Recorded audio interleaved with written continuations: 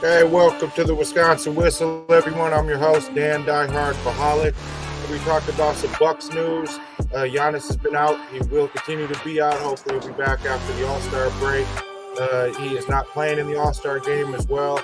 Dame's out tonight. They got a tough matchup against the Minnesota Timberwolves. We'll be talking Marquette basketball as well. They just had a win last night over DePaul after a tough three-game stretch against the top teams in the Big East. I know it was last week and the Super Bowl was Sunday, but Sterling Sharp, he was elected to the Hall of Fame. Ex-Packer Mike Holmgren was not elected to the Hall of Fame. But we have a lot to get into tonight in a snowy podcast, so stay tuned. A lot to get.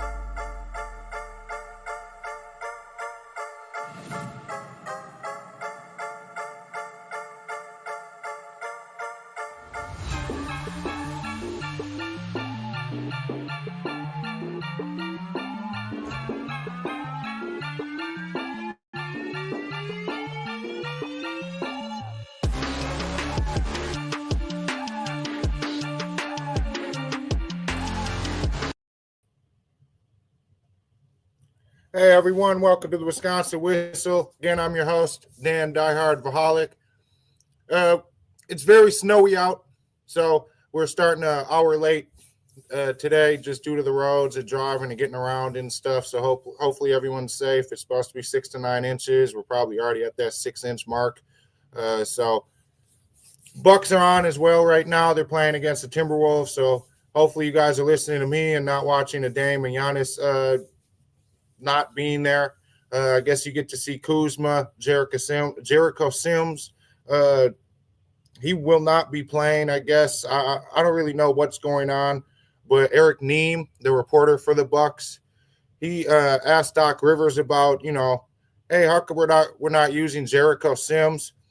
He says, well, we look at Kyle as another big, so we do have 3 like we've used all year, but he'll find his place. He'll find his time at some point. Based on that quote right there, I don't think he's going to be getting much playing time or really playing at all. He didn't play against the Sixers. He didn't play against the Warriors. Did he? No, didn't play. So I don't know if he's going to play. Kuzma, Kevin Porter Jr., he's gotten some playing time. I'll talk about him as well. I'm very excited for Porter Jr. Super pumped to have Kuzma on the team, especially after seeing him play a little bit. Marquette ended their tough stretch against St. John's, UConn, and Creighton. Fortunately, all 3 were losses. And they beat DePaul last night, which, yay, but it is what it is. Also, I do want to talk about some Packers. Sterling Sharp got elected into the Hall of Fame in a very small class. So congratulations to him. Mike Holmgren didn't get in, which is a little surprising to me, but with how small the class was, I guess it's not. Eli Manning did not get in. He was expected to get in. Adam Vinatieri, for some odd reason, did not get in. So we'll get into that as well. First, I want to hear something from our sponsors. So check out our sponsors, and then we'll jump right in.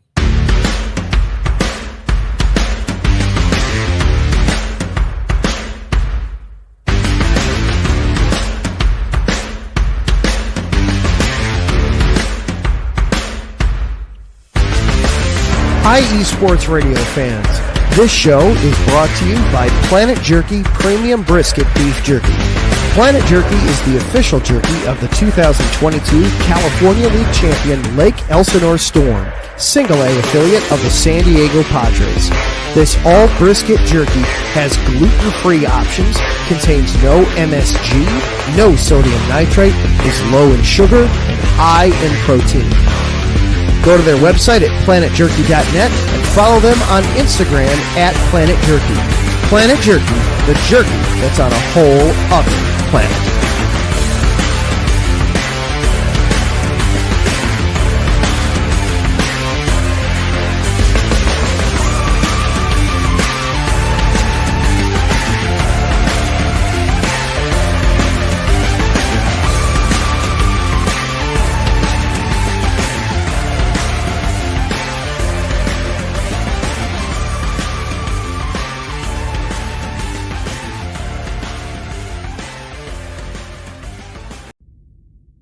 rise and shine. It's 4 a.m. The stars are still out. The sun is beneath the horizon, but it's time to punch in and go to work. The comfort of your warm-ups turns into the grinding out of your reps as the clinking and the clanking of the plates create a symphony of euphoria. There's no other feeling like it. Earn it, burn it, and take what's yours. IE Sports Radio has proudly partnered with Vital Apparel, a brand that not only fits great, but also promotes and donates to mental health research. Use our code IESR to get 15% off their comfortable and inspiring gym wear and help them on their amazing journey to support mental health. Go hard, take part in your iron therapy, and be strong. Because when your mental health is as strong as you are, there's no telling how far you'll go.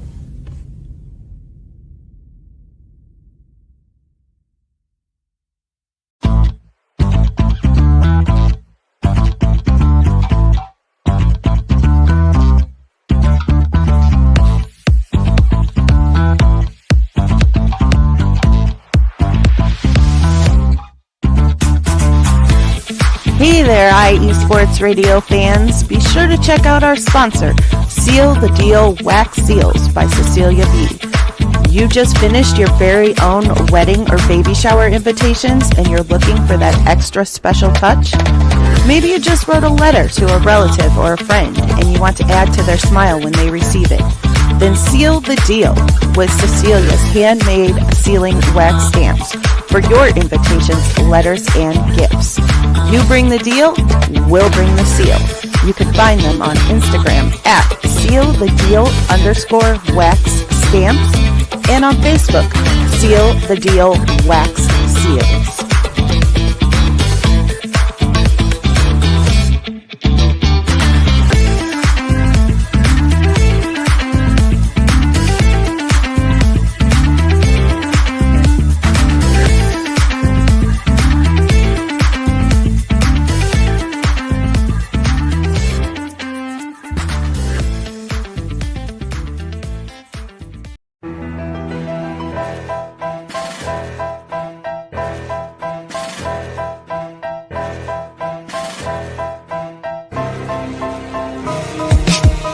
For the last 10 years, IE Sports Radio has been bringing you amazing content ranging from interviewing legendary athletes, coaches, and other authorized media personnel to building tailor-made shows dedicated to all major sports cities around the country. Make sure to follow us at IE Sports Radio on X, Instagram, Facebook, TikTok, and YouTube to keep up with the latest in sports and with all of our shows. Also, make sure to check out our daily updated website at iesportsradio.com. At iesportsradio.com, you can see our daily show schedule and check out all of our show pages with personal bios to learn a little bit more about each of our awesome hosts. In addition to our show pages, you can catch the IE Sports Radio blog, Hall of Fame, Fans of the Month page, and our merchandise shop including t-shirts, tank tops, caps, long sleeves, hoodies, and more. For now over a decade here at IE Sports Radio, we've continued to be by the fans, for the fans, and we thank you all for your support and for making IE Sports Radio your direct feed for all that is sports.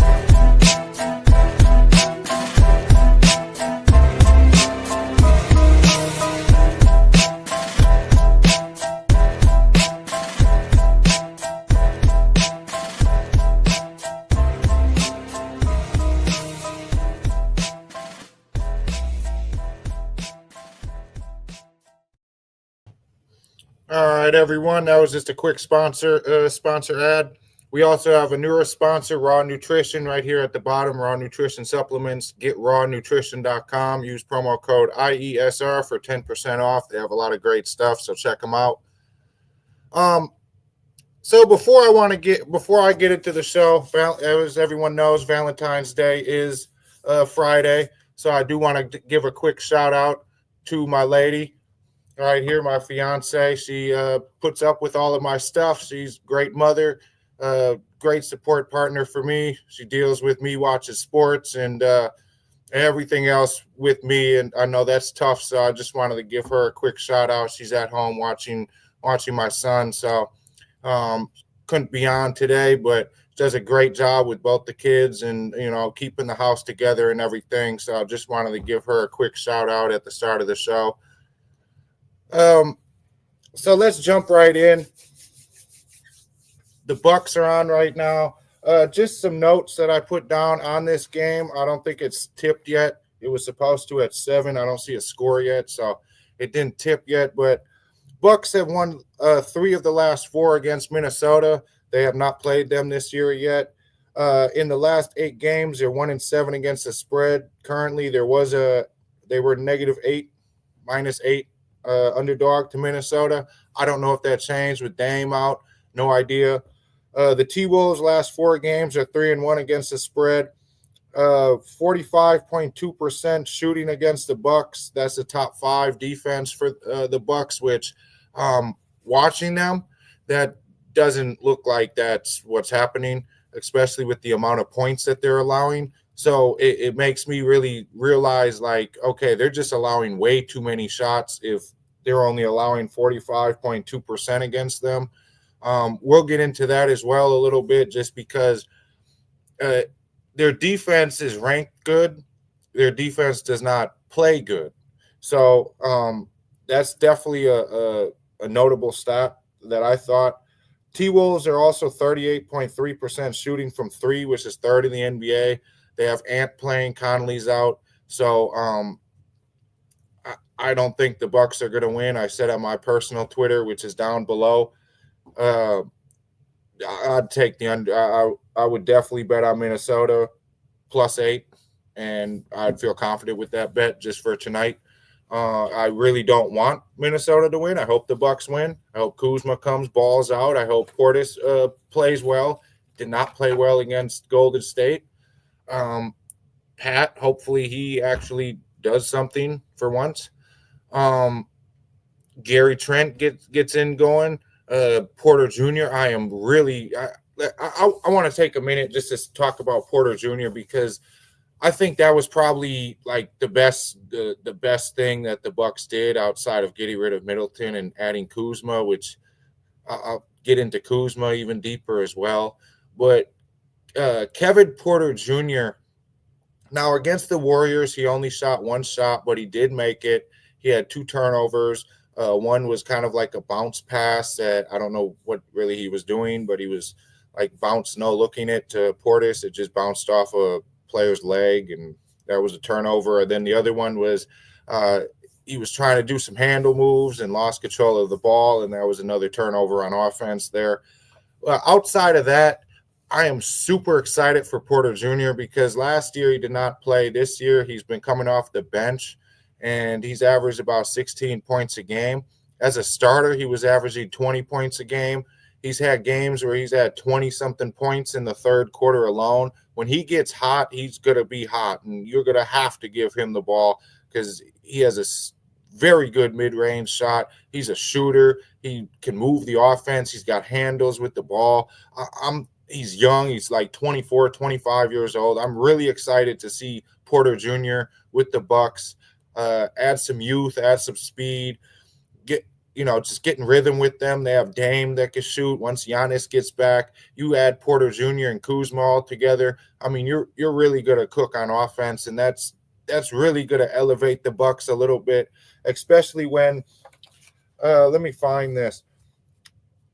I don't know where I put it, but they're like one of the worst teams, the second worst net rating against top 10 teams. So the net rating is like their overall rating, I guess, for like as a team, how they play, and they're awful against top 10 teams.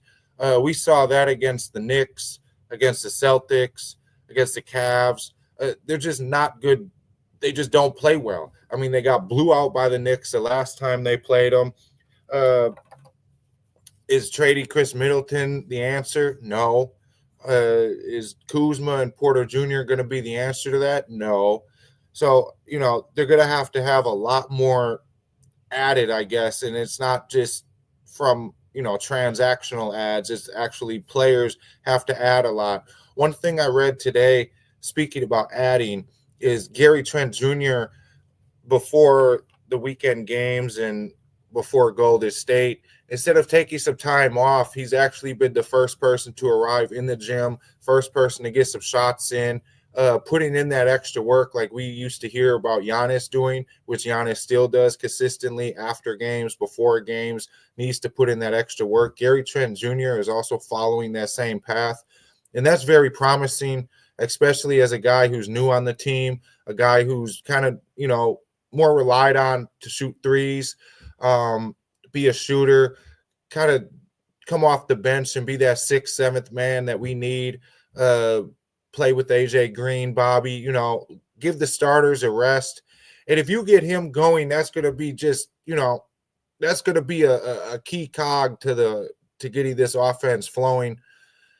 Let's start with that Golden State game a couple nights ago. The Bucks were in the game. They had finally a nice third quarter. They actually outscored Golden State in the third quarter, and the third quarter has just been no good for the Bucks for, years, couple years, 4 or 5 years. Taurean Prince was pretty hot from three, had 5 of 7. Damian Lillard, he was nice at the line, 11 of 13 free throws, 12 of 20 shooting, at 38 points, but 10 turnovers. The team had 20 total, and you turned it over 10 times. That, as the point guard, with Giannis out as the key, as the star of the team, especially against a team that's definitely going to capitalize on those, you can't be turning the ball over like that. That's just unacceptable. Completely unacceptable. Bucks did shoot 50% from the field, but again, you lost by 14. The game got away from it in the fourth quarter. It seemed really when Pat Connaughton entered the game, I know I've harped on him a lot, so he's going to get some more harping on. But once Pat entered the game, and this is a 2-point game when he enters it, he only played a total of 4 minutes, had a steal, assist, also turned the ball over and had a foul. And it was -7 in his 4 minutes of action. So it was not good when he was in there. He slowed the offense, threw the entire rhythm of the game off, and it just left everyone questioning, why did he even play? And that was pretty much the start of the fall for the Bucks that game, and then it just got out of hand and it was over with. I would not play Pat. It's like tonight is another one. Dame's not playing, but Pat's available. I don't care if Pat's available. Pat could sit on the bench. You could put Jericho Sims in. You could put Livingston in.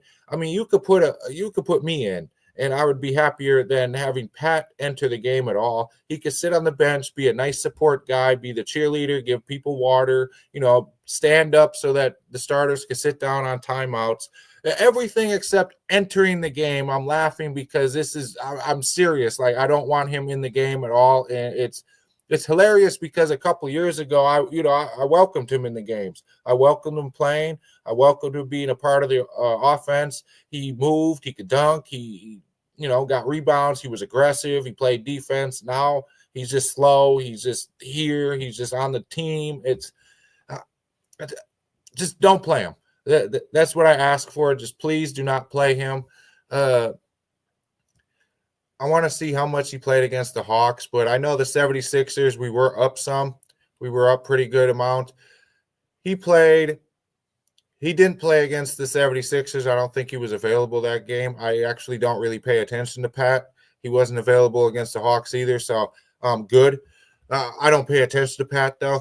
I don't care if he's in. I don't care if he's available. I don't care if he's out. I don't. As long as he doesn't see the floor, he could sit on the bench. We could play Stanley Umude. I don't even know who that is, but we could play him over Pat. That's really how deeply I feel about Pat Connaughton this year. But the thing about against the Warriors that really kind of crushed me outside of Pat playing is just the lineup decisions by Doc Rivers. You had a nice run going with Prince, Kuzma, Lopez, Lillard, and Gary Trent in there. You could throw AJ Green in there, Andre Jackson Jr. You could throw him in there as well. Jackson Jr. and Taurean Prince were the only two players that had a positive net plus minus for the game, which means that while those two played, the Bucks scored more points than their opponents compared to the rest of the lineup. That's, I would have stayed with them on the floor. Taurean Prince did have a very nice game. He had 8 rebounds, 1 turnover. He was the guy. He was the guy that we needed, and he played a good portion of the game, 32 minutes. And the thing about the Bucks, though, without Giannis, is their offense is different. They shoot more threes without Giannis. They play different. They, have to figure out different ways to win because they don't have that down low presence like they usually do when Giannis does play. Giannis takes the ball, he takes control, he moves, he goes through the paint, he gets the boards, he gets to the line a lot. He's significantly one of the leaders in free throw attempts in the league, let alone on the Bucks. And I saw a stat like the Bucks average 37.5 3-pointers on the season as a team. Without Giannis, they're at 43.8. So, shooting 33 threes, you're below your season average, but you're also way below your average without Giannis.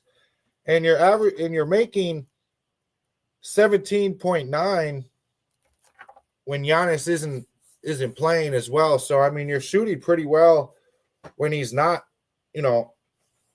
on the floor. 40.9% 3-point percentage when Giannis isn't on the floor compared to 38.8 when he is there.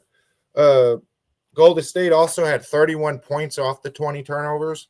That's you just can't accept that. Those two things right there. I know Golden State did want to stop the three. They tried to limit that from the Bucks, but you had Taurean Prince that was making threes.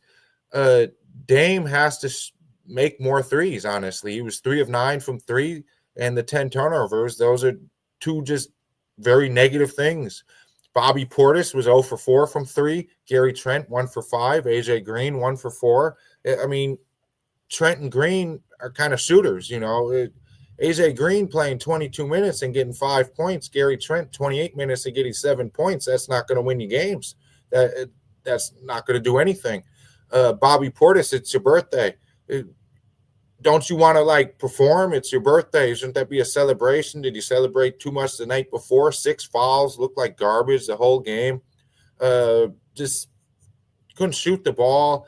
Yeah, he got 7 rebounds, but if you were watching the game, you wouldn't think that he got 7 boards. He just didn't look good. His defense was lacking. His offense was not good.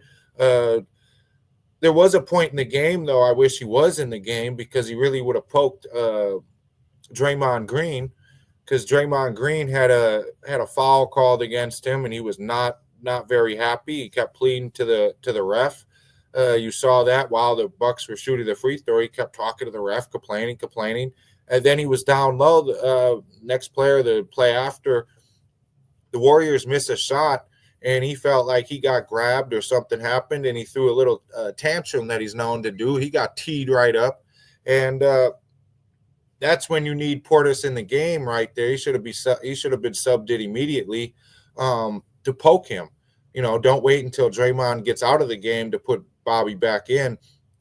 Bring Bobby in. Bobby knows how to get under him. Bobby could talk some shit. He could get in his face. He could eject him right out. He could get him ejected right out the game and take a technical and have no problems with it because Draymond's not out of the game. Everyone knows Draymond's a hothead. Everyone's seen where Draymond's chokeholded a guy and threw him to the ground. People have seen Draymond throw fits, tantrums, all type of different stuff and get ejected. He's known to get a lot of technical fouls. Put Portis, even though he was playing like shit, put Portis in the game. You poke Draymond, get him all riled up and get him out of the game. Honestly, that helps. Draymond's known to get boards. He's known to play a physical game. He's known for defense. Yeah, he had 6 points, 5 fouls, 5 steals, 5 assists, 3 boards. But he's known for defense. He's known to not put up big numbers, but he's known for his defense. You want to make a slight difference, get him out of the game, force him to make stupid decisions and force him out of the game. The other thing, though, that you always have to watch out for is Steph. Shot 16 threes. By far the leader of 3-pointers on either team. Made 6, which also led both teams. And he ended with 38 points, where if you look at the game, stats, at least the box score, you'd think, oh wow, this was a Dame Steph back and forth game. It wasn't. Steph gets hot, he shoots his threes, he does his little shiver or whatever he does, and that's how he plays. No one has a problem with Steph playing. A lot of people don't like his little shivering or whatever the hell that is. But Steph's fun to watch. He runs around everywhere. He's hard to guard. He could shoot from anywhere on the floor. He could shoot from the parking lot and make it. And you just have to expect him to go off every night, even though he is 36, 37 years old. You still have to expect him to go off. And Jimmy Butler also gets – you need to expect to know that he's going to the free throw line a lot. He always gets the calls. He always gets to the line. He knows how to get the calls. He knows how to get to the line. And we saw that against the Warriors on Monday. There was a couple calls where there's no way they got all ball. I can't remember what play that was or who it was, but he went up and it was complete all ball. We challenged it and everything, and they were like, oh, no, it was a foul. I don't know how that was. Pretty much everyone I follow on Twitter that would, talk about the Bucks game while it's playing, nobody knew how that was a foul, but everyone knew why they stuck with it. It's Jimmy Butler, 15 free throw attempts. He made 12, ended with 20. He was 4 of 12 from the field, though. 9 boards, he got in there. So, he got to the line. That's where he's going to score a lot of points. And as we saw when we played him against the Heat in the playoffs, he got to the line a lot. He carried that team. He knows how to play. Where was it, Minnesota or Philadelphia, where he took the scrubs, he took the second and third stringers and beat the first team and then said, I'm out of here. Your team sucks. That's the type of player he is. He's cocky. He knows how to play. He's good. He played for Marquette. I loved watching him play. I'm still a fan of him to this day. However, I just don't like to face him. And that's how most of the league is. They might like him as a human, as a player or whatever, but they don't want to face him. And the Warriors aren't that good this year. They've had, Steph's had some bad games, complete disappearances of games. The other player that stepped up a lot, Podazemski, I don't know how to pronounce him. I think he's from Wisconsin. He had 9 boards. It's not really a guy you would think gets a lot of boards, but he had 9, plus 18 on his plus minus, which is pretty impressive. Played a good portion of the game, 32 minutes. But the guy who really stood out and kind of really shut the door on the Bucks was this guy named Quentin Post, some big, tall, white guy. I've never seen him before. He had like 3 consecutive threes or like three threes within like 6 shots or something stupid. And, that just was the difference. He had 13 points for the whole game. That's why. 3 threes in the fourth quarter alone, and that really made a difference. No idea who he was. That's why he got 15 minutes, though. He went hot. And that's unacceptable to me because I don't know who this guy is. I'm not sure Warriors fans really know who this guy is. And you're letting him come in the game. He was so pumped. It was like he never expected to even make a 3, a shot or anything, let alone, I should actually look up his stats because I don't know who he is at all. He averages 8 points a game, 17 minutes a game. No, sorry, 14 minutes a game, 17 in his last 10. I guess they do know who he is. He does play 20, 25 minutes a game. I've never heard of him before. He had 18 against the Bulls in a win. I guess, but to me, still, my sentiment stands that that's unacceptable to let him come in the game and shoot threes like that at commanding fashion. Overall, Bucks shot 76 shots. They shot 50%, but 76. Warriors had 93 shots. Again, no matter – they shot 44%, which, again, is under that 45 mark that I said. The 45.2% shooting against the Bucks, which is a top 5 for field goal percentages allowed. So the Warriors are under that. But they shot 17 more times than the Bucks. They had 12 more threes than the Bucks. They shot 28% from 3. But they still had 12 more attempts. They got to the line a couple more, but they were 30 of 38 from the line. They out-rebounded the Bucks, 15 offensive rebounds compared to 5, 16 steals. they moved the ball around, only 9 turnovers. They conceded 2 points off turnovers, and the Warriors had 31 points off turnovers. You can't win the game like that. You can't. That's just not – you can't win the game like that. Then I know it was in the fourth quarter. It was just stupid. I don't know why, but Doc Rivers ended up getting the technical on him, and I'm not sure why – he did that. He yelled at the ref, or I'm not really sure like why he decided, let me take one for the team. I don't know what his thought process was, but he had a stupid technical foul in the fourth. Then right after that, Lopez puts a stupid screen in the backcourt for absolute no apparent reason at all. And it just was a bad sequence of plays, and it just kind of went downhill after that. And that's kind of what I've been saying about the Bucks is it's like you sit here and give some good energy, some positive things going on, and then you just shoot yourself right in the foot, and that's not going to cut it. Like against the 76ers, you were up like – let me pull this up because I believe they were up. Yeah, you were up 24 points with 7 minutes to go in the fourth quarter, and you let the game be within 8 points. Dame had a very nice game, 14 of 27 shooting, 8 of 15 from 3. He was on fire. Gary Trent was on fire from 3, 7 of 15, finished with 23. Dame had 43. Bobby had 13 rebounds, 18 points. He was shooting well. He even had that like 45-foot 3. AJ Green was rolling. The whole Bucks were rolling. 19 of 20 from the line. They were rolling. And it's just disappointing to see, like, you still allow the team to get back in the game. AJ Green's in the game, plus 28. Taurean Prince in the game, negative 13. Andre Jackson Jr., negative 8. 0 points in 16 minutes. 1 assist, 2 rebounds, had a turnover, a foul. 2 boards.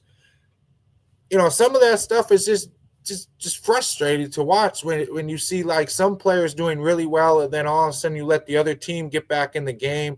You let the other team, just do what they want to do at that point.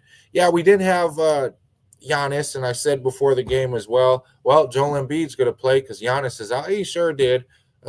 Tyrese Maxey went off, though, 39 points. And you're going to have someone go off against the Bucks, but shockingly, they're winning by 10 at the end of the first, which is, I'm shocked. Just had to throw that out there real quick.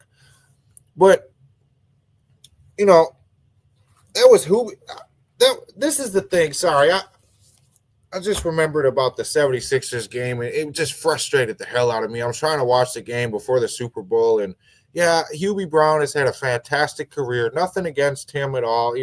I'm sure he didn't want to be the center of attention for his last game calling. He's 91 years old. I don't think he wanted to be the center of attention. And he had a fantastic career, not only in broadcasting, but coaching, just in basketball in general. He's broadcasted for 53 years or some ridiculous number. Coach, he's been involved in the game pretty much his whole life, 70 years involved in the game. So that, congratulations to him. Happy retirement. You did a great job still, even at 91 years old, still called a good game and stuff. But they kept having all these people on the game, and it made it very hard to watch the game because of that.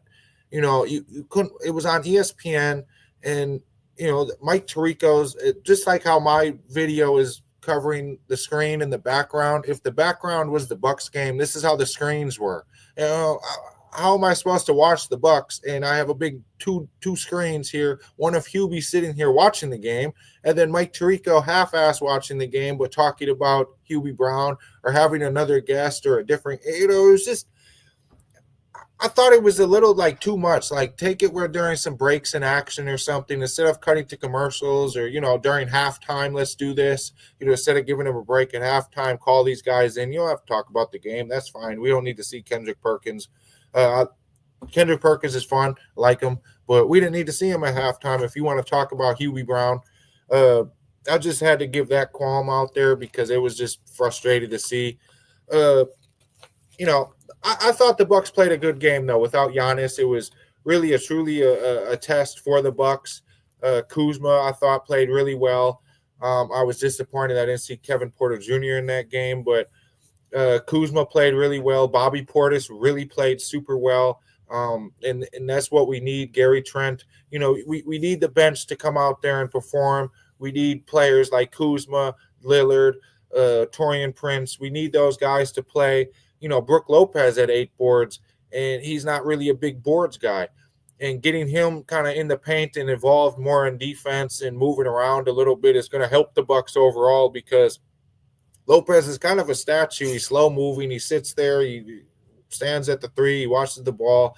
That type of stuff is not going to really always cut it for the Bucks. Just a couple things that stood out: 19 offensive rebounds compared to 8. Again, that's a big key there, because if you aren't scoring, getting offensive rebounds and second chance opportunities is definitely a great advantage. The Bucks did take 105 shots. Again, big thing, 3-point attempts, 24 for 55 from 3 against the 76ers. So again, that's without Giannis, and you see they make threes. They can shoot and make threes. They shoot a lot of them. You can win games, and the Bucks are going to have to do that, allowing teams to shoot well. 76ers shot 52% from the field. You do that, you have to put up threes. You cannot match 2 for 2. You're just not going to win like that. You saw it against the Spurs. You saw that against multiple different teams where you just let them score, and it's like, well, if we're not matching or we're not putting 3 up and let them match a 2, that's fine. You're still up 1. Do another 3. They match a 2. You're up 2 now. Now they have to go down and score another 2-point just to tie the game, and it goes on from there. Against the Hawks, that game just, again, third quarter. You come out. This game was the most frustrating to me, because you come out a 47-19 second quarter. I think there was like a 30-6 run or some stupid, ridiculous number, and you come out in the third quarter and lay a flat egg. You let the Hawks get right back in the game, 37-17 points. Again, the disappearing act in the third quarter, and that's unacceptable completely. You're not going to beat anybody in the playoffs like that. I get Giannis is out, but still, you went off in the second quarter. Literally took a commanding lead going into halftime, and you're going to tell me that you're going to allow them to score back? You had 73 points in the first half.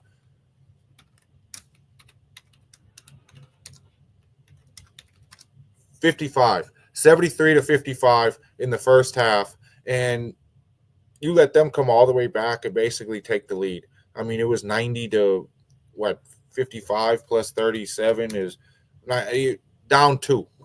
You're down 2 at the end of the third quarter, and you're up, 18 at the end of at halftime. That's completely unacceptable. Trae Young, he didn't even play well. 9 of 22, 2 of 8 from 3. He didn't play well. Nobody really played overly well for the Hawks, but just coming out and not doing anything in the third quarter is just completely unacceptable. Bobby Portis again played very well, 15 boards, 26 points. He played super well. Brook Lopez didn't shoot well from 3, but 2 boards. Again, like I just said, against the 76ers, he had 8. Against the Hawks, you have 2. The inconsistency there is ridiculous. Dame almost had a triple-double at 9 rebounds. So, you get good games. You get good opportunities from teams. It's just like third quarter. It's always something with the Bucks where they just let the game go away. And hopefully they get some rest. Hopefully this All-Star break is going to be exactly what they need. They're going to be off until the 20th. I think they play the Wizards when they come back, but they are going to be off until the 20th, so they have a nice All-Star break. Dame gets a couple extra days here to rest up before the All-Star break. You have Giannis that gets to rest up, and Giannis is weird. I guess he has a strained left calf now, which it wasn't that bad originally, but sorry, they play LA. They play the Clippers, and then they play the Wizards in back-to-back nights. But Giannis is getting some help. He will not play at the All-Star game, so do not watch the All-Star game expecting to see Giannis. He will not play. Trae Young is his replacement. Also, they replaced Kyrie Irving. I'm not sure. I think for Anthony Davis. Putting Kyrie in the game over Sabonis was just outrageous. I couldn't believe that at all. Just stupid. Devin Booker could have made it in as well. I don't understand why Kyrie made it other than popularity, but that doesn't make any sense to me. Also, I just did want to say that John Horst said that trading Chris Middleton was the hardest thing transactionally that he's ever done. But it makes the Bucks deeper and diversifies the Bucks roster. It says he said that Kuzma gives the Bucks more versatility on the offensive end and is a good rim protector that they needed. Giannis also Horst actually said Giannis trusts him to run the franchise effectively and did not consult with Giannis before the trade. So that ends any thoughts or questions or talking points about if Giannis was in on that or if he knew about it. He was not consulted. Before we jump into Marquette, I want to hear, shout out a couple other shows here. Take a quick break. You're listening to the Wisconsin Whistle on IE Sports Radio, your direct feed for all that is sports.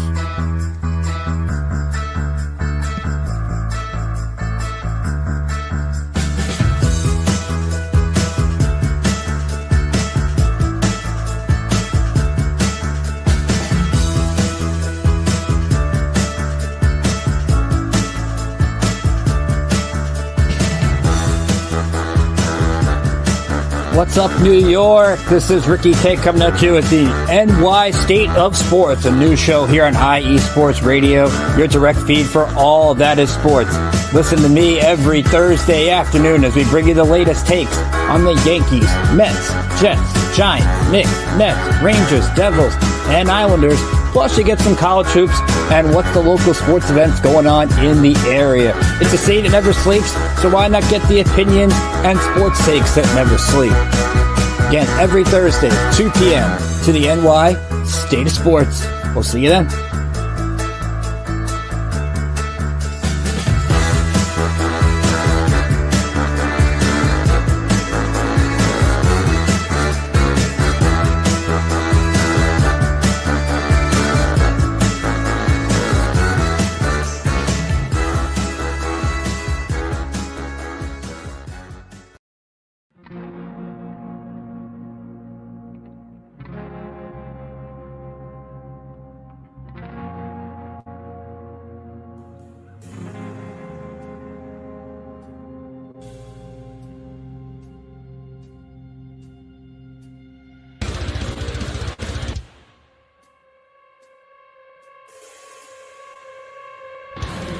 Hello, IE Sports Radio family and other sports families. My name is Alden K, and I want to welcome you to the AZ Sports Zone on the IE Sports Radio, your direct feed for all that is sports. If you're a fan of the Valley and the Grand Canyon State like me, then I've got the show for you. Tune in every week, where I will update you and give you the latest news for the Arizona Cardinals, Phoenix Suns, Arizona Diamondbacks, ASU Sun Devils, U of A Wildcats, GCU Antelope, and of course, the NAU Lumberjacks. Again, if you're a Valley sports fan and like all that is desert sports like me, tune in every week here on the IE Sports Radio, your direct feed for all that is sports. We'll see you then.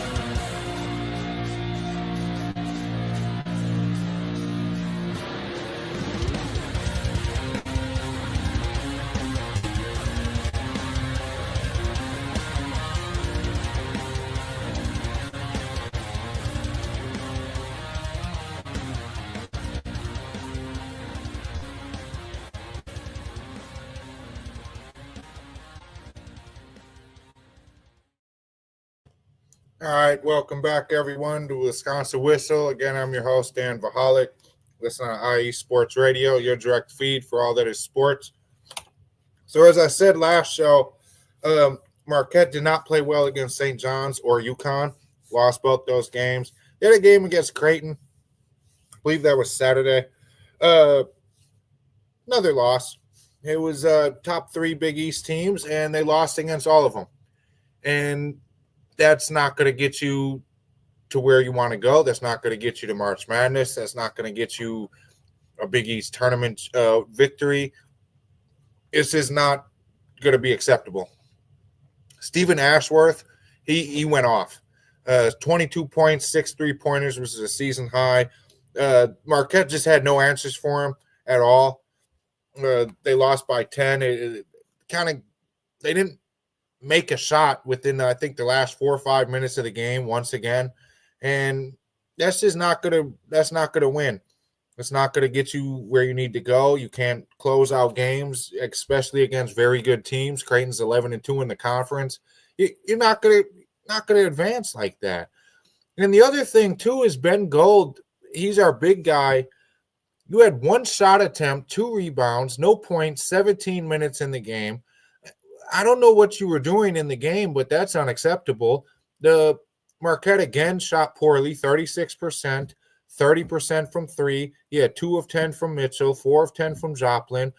I mean, especially when a guy's 6-9, Stephen Ashworth from 3, you're not going to win like that. You got to the line 4 times. You didn't draw fouls. You don't have a big man that can really stop another big man. Kalkbrenner, while he only had 7 rebounds in the first half, him and Ashworth were cruising.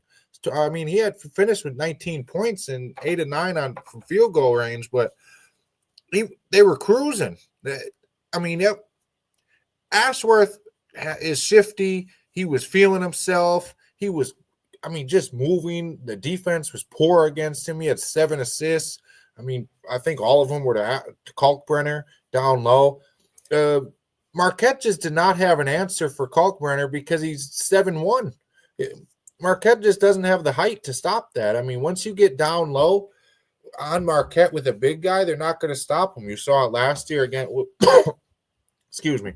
Saw that last year against Klingon and UConn. I mean, Marquette's not going to stop a big guy like that. They let the game slip away late. Offensive rebounds, though, were great.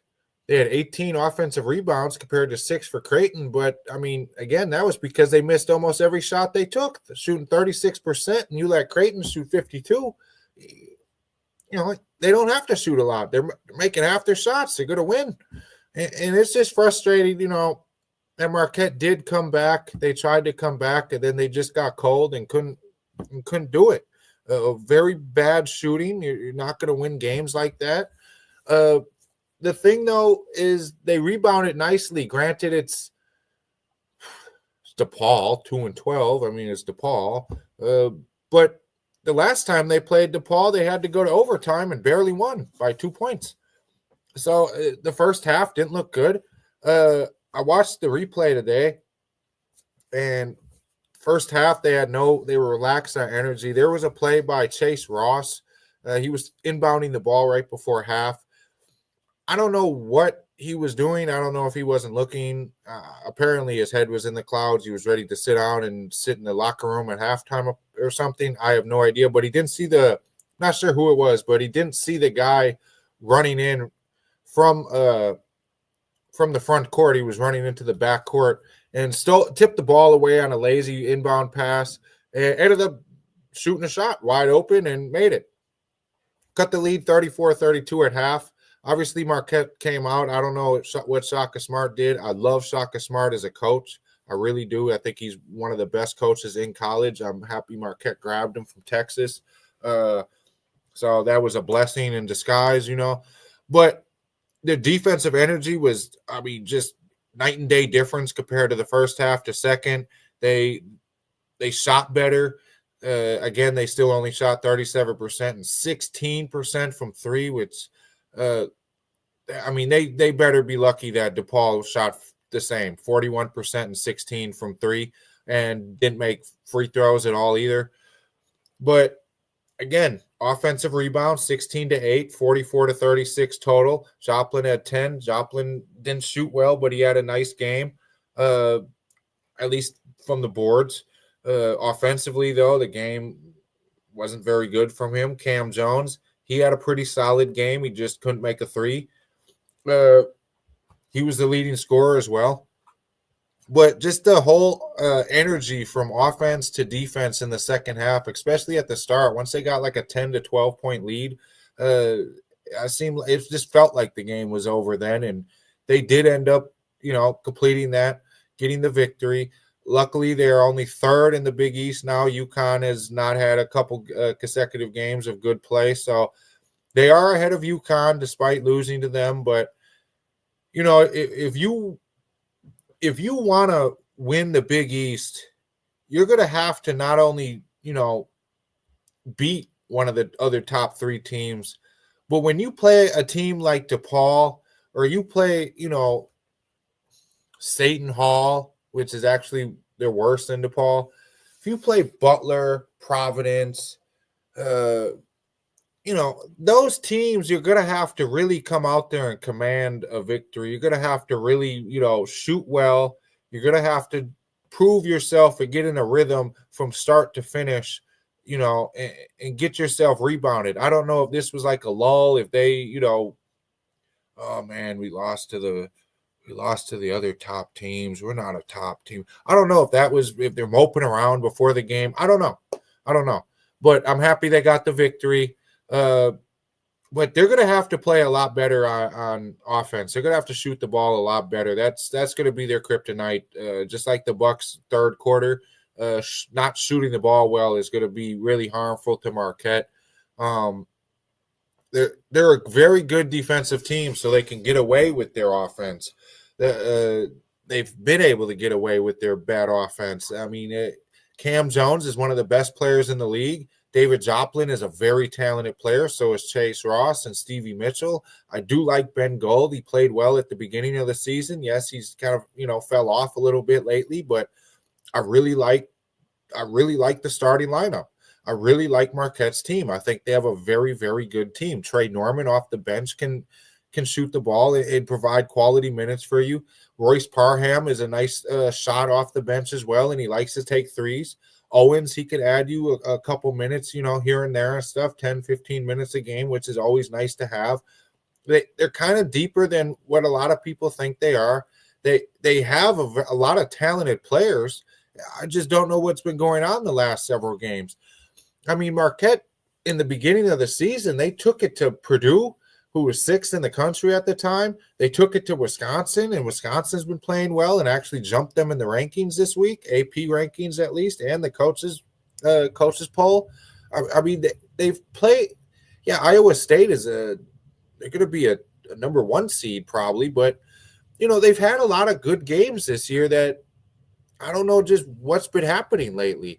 I mean, they played Providence. They beat them by 28. They came out, beat Creighton right the week after that.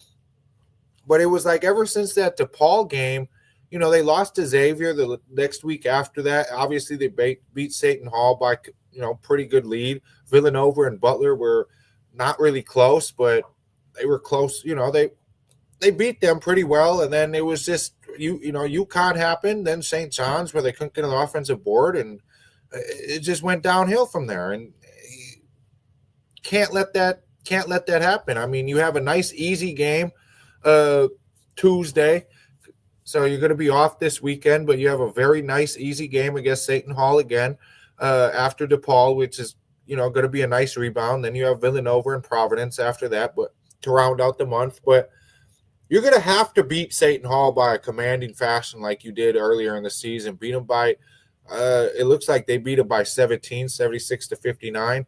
You're going to have to beat them again by 15, 20 points. You're going to have to come out. You're going to have to shoot well. The defense still, you're ranked one of the best defensive teams in the league. You're going to have to put all of that out there and really rebound yourself, especially getting to the crunch time of the season. The season is this: Seton Hall on the 18th, Nova on the 21st, Providence on the 25th, Georgetown on the 1st, UConn on the 5th, and their game against St. John's is still to be determined. So that's your schedule. You're gonna have to dominate and get your rhythm back and get going now. I mean now, not in 2 weeks, not against UConn. No, now it has to happen now. You have to get some fire under you. You have to go into this Big East tournament, semi-hot. Be warm when you're going in there, and you're gonna have to get hotter as the Big East tournament plays. And prepare yourself for March Madness, because March Madness, you're not going to be able to pussyfoot around. You're not going to be able to just, playing your ass all day. March Madness tournament, the Big East tournament is the precursor to March Madness. It's like the tease trailer. You're going to have to play in the Big East tournament, going to have to perform, and when it's March Madness time, you're going to play against teams you never played, in years. Right? Maybe you might get another Michigan State. Maybe you might get a Cinderella team, but maybe you've played, maybe not. But you can't come out there and not perform. You have to perform now. I mean, it's now. It's the crunch time. We're at the end of the season. March Madness is, again, it's 2/12. March Madness is 16 days away, a little over 2 weeks. You're going to have to start playing now. It's technically it's like 3 weeks, but you get my point. March Madness is March. You got to play now. And shooting like this is not going to win games. I beat DePaul, but DePaul is terrible. Yeah, you could beat Seton Hall, but Seton Hall, again, is terrible. You have to come out there and you have to win. You have to score points. You have to play your good defense, live by your defense, and shoot 40-some%. Yeah, they have one of the most wins in the conference, just like Seton Hall. We're shooting under 40% and still winning games. That's not going to cut it in the Big East tournament. While it might, maybe it does. You know what? Let's say it does. March Madness, that's not going to cut it, though. You're not going to cut it like that. So I'm really expecting next week, Tuesday, for Marquette to really come out and lay it down on Seton Hall. I expect, a nice shooting performance, 45 to 50%. That might be high, but I really expect Marquette to light a fire under their ass and get it going, because now is the time to do it. And Seton Hall, the easiest part of your schedule, DePaul and Seton Hall back-to-back, it's time to do that.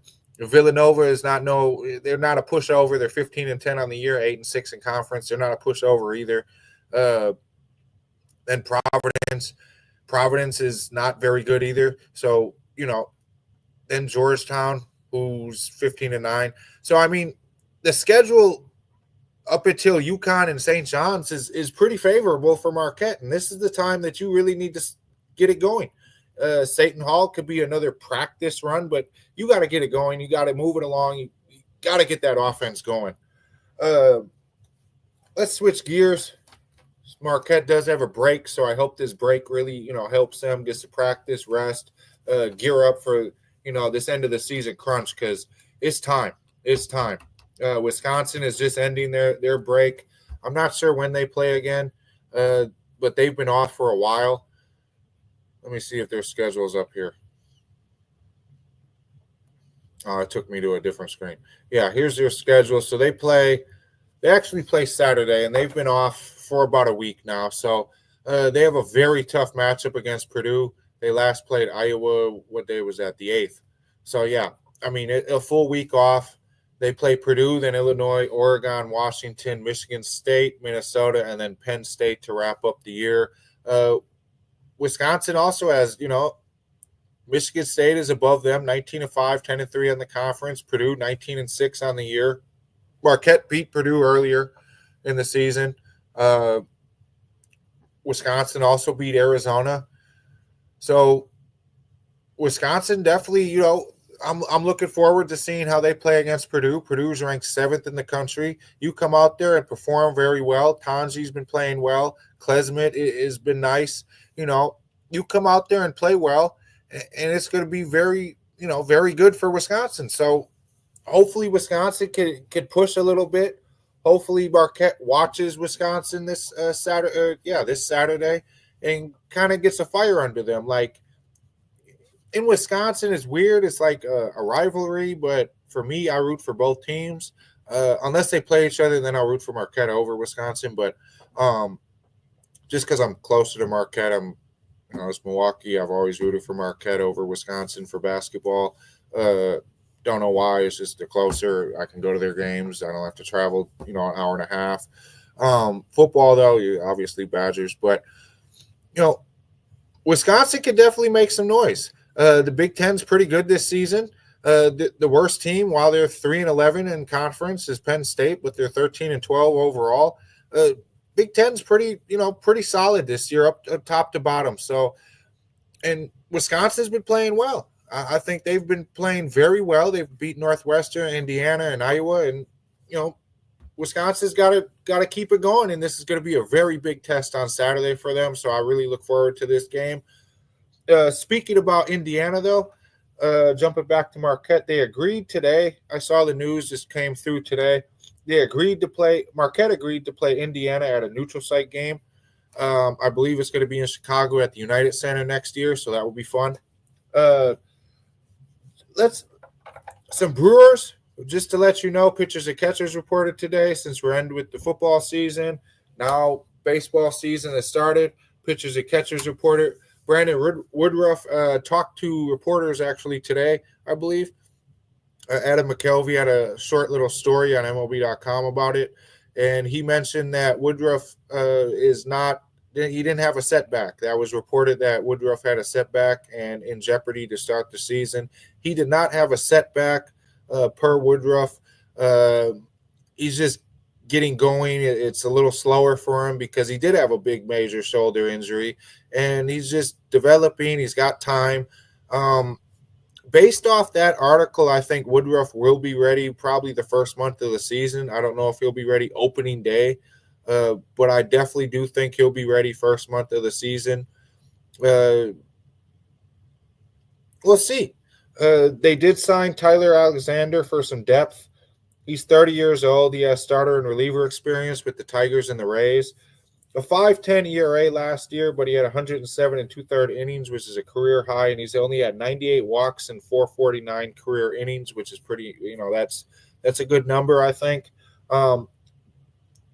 This comes after DL Hall was injured with a lat injury. It was announced, so he'll miss a couple weeks, be reevaluated in several weeks, but he's been shut down. And Woodruff has been cleared to start pitching live batters. So that's all positive news. We need Woodruff. We need Peralta to perform, Cortez to perform. Mizorowski is a name to watch, though.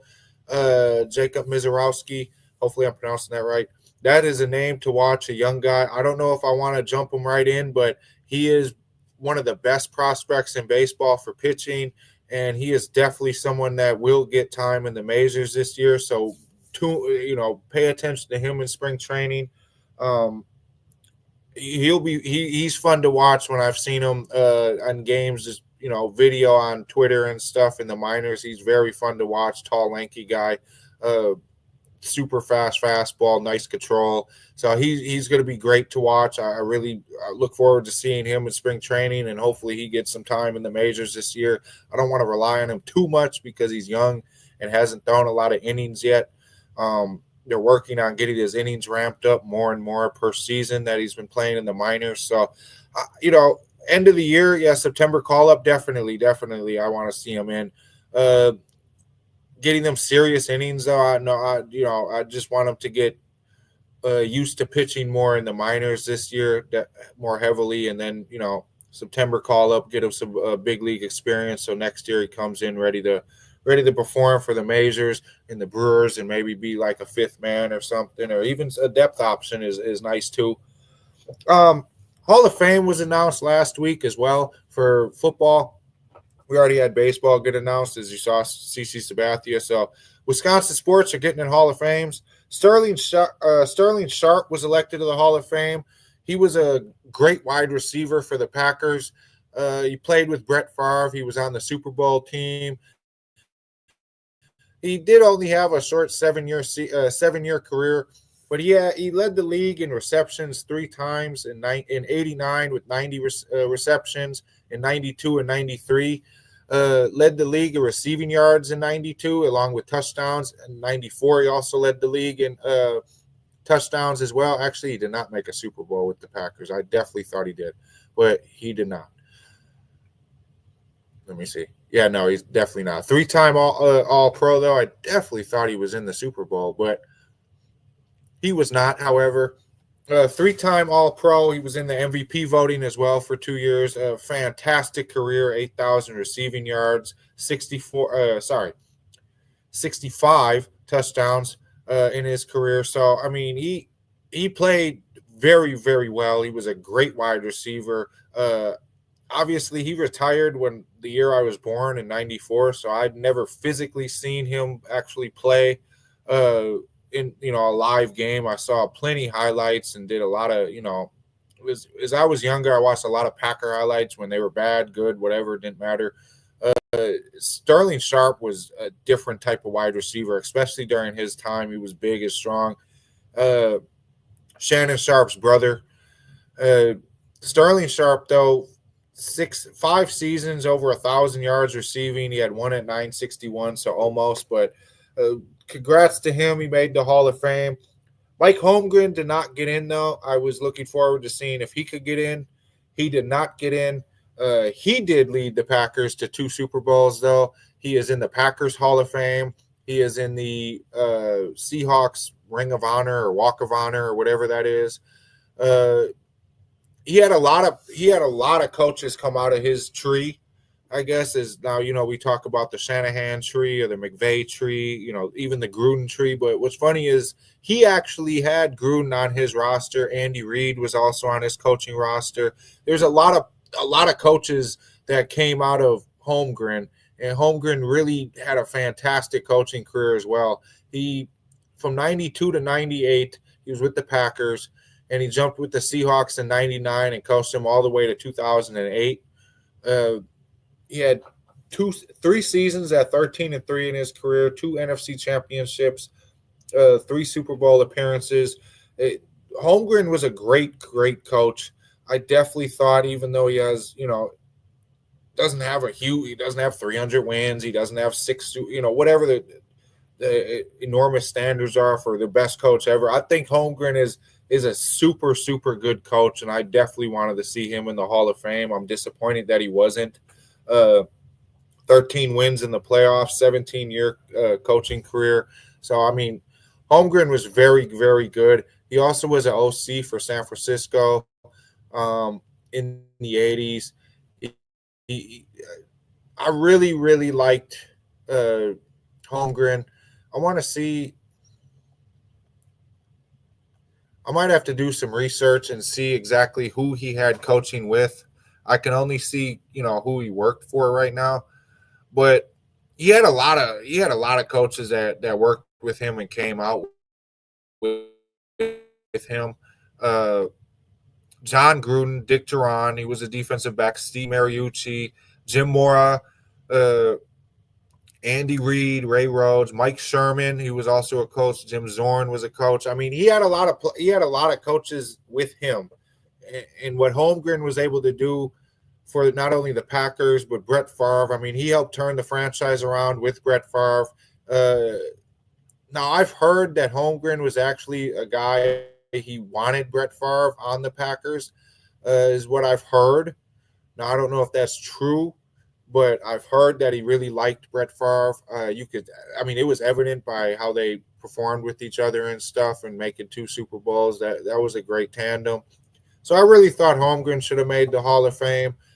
Speaking of other players who should have made the Hall of Fame, why was Adam Vinatieri not in the Hall of Fame? The best kicker of all time.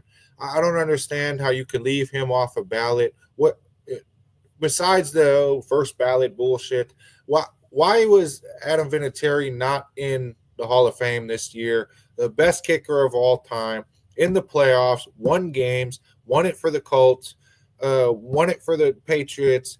I mean, you didn't put the best kicker of all, had the snow kick, have playoff kicks left and right. I mean, very clutch in the playoffs. Why was he not elected into the Hall of Fame? I could care less about the first ballot thing.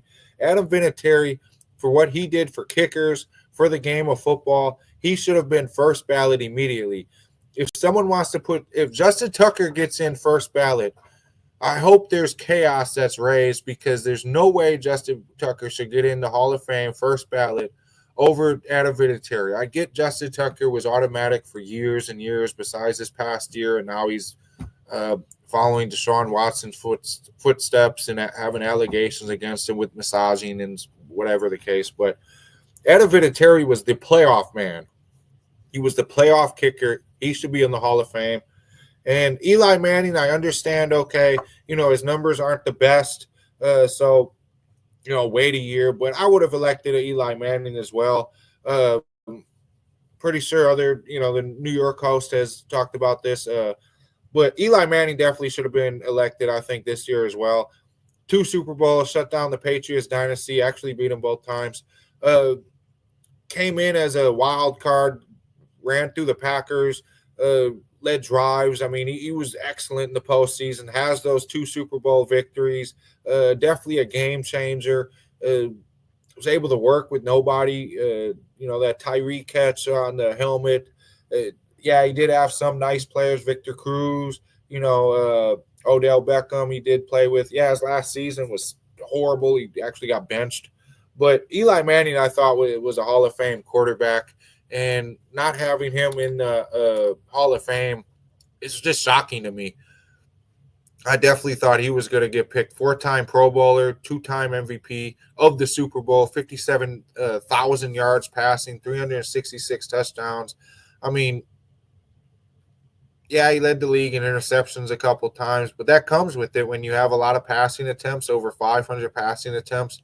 But he has seasons 30 of 14 and 14, 35 of 14 and 15, and those are garbage teams, 6 and 10 each year. Do you want him to play? How much better do you want him to play? And your team didn't do anything. So a lot of their faulting you can't blame on him too much. And there was a couple seasons where his regular season did not look good, but when it came to the postseason, he performed. And I just really thought that he should have been in the Hall of Fame.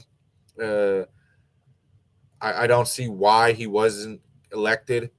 I'm trying to see what years. Yeah, 2008, the 17-14 game against the Patriots. And then he also won it in 2012 against the Patriots, 21-17, which I know that really irritated Tom Brady and Bill Belichick that they couldn't beat him. But 2008 stats, he had 21 touchdowns and 10 interceptions. They were 12-4, good season. 2012, 26 touchdowns, 15 interceptions, but that was their wild card year. And I definitely high sack percentage. He was sacked a lot of times, 411 sacks in his career, so he was constantly under pressure. It's the same thing the Giants are going through now. They can't, not get the quarterback sacked. But 47 sacks in 2018, that is ridiculous. But Eli should have been in the Hall of Fame. Definitely should have been in the Hall of Fame. Fantastic career. I always watched the Manning broadcast, not just for Peyton because I love Peyton's dissecting of the game, but Eli, you could tell, is followed right under Peyton's footsteps. So those 2 guys should have got in the Hall of Fame. Congratulations to Sterling Sharp, though, on getting into the Hall of Fame. The Bucs are up by 1 at halftime right now, 51-50. Kuzma has 10 points and 7 rebounds. And Anthony Edwards, 16 points for Minnesota. So hopefully I'm going to let you guys go so you can watch the Bucs game, catch Kuzma, catch Porter, who had a nice, strong second quarter start, it looks like. We'll be back next week.